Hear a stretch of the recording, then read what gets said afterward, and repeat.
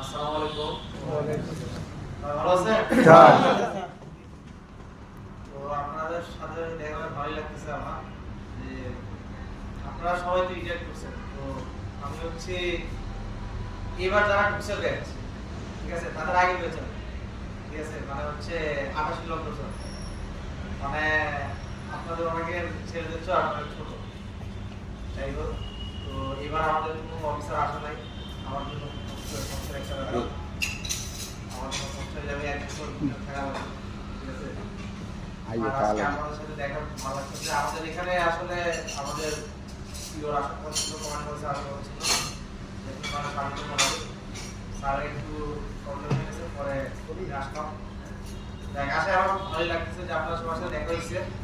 মানে মানে আপনাদের এতদিন হয়ে গেছে, আপনাদের অবসরে তাও যে আপনারা সবাই একসাথে আছেন, এটা দিয়ে খুব ভালো লাগছে। আমাদের চৌদ্দশো একটা মানে বন্ডিং আছে, এটা দিয়ে খুব ভালো লাগছে। এবং আমি নিজেও যে মানে এরকম একটা ইভেন্টে আসতে পারছি, তাই এটা আমার একটা গর্বের বিষয়।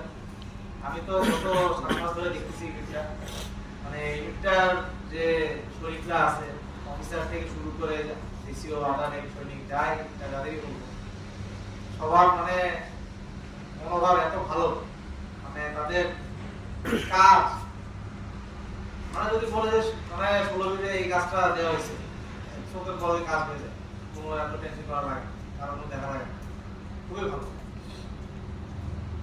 যাই হোক, এই নামাজের সময় হচ্ছে আজ একটু লেট হয়ে গেছে, যাই হোক এর জন্য আমি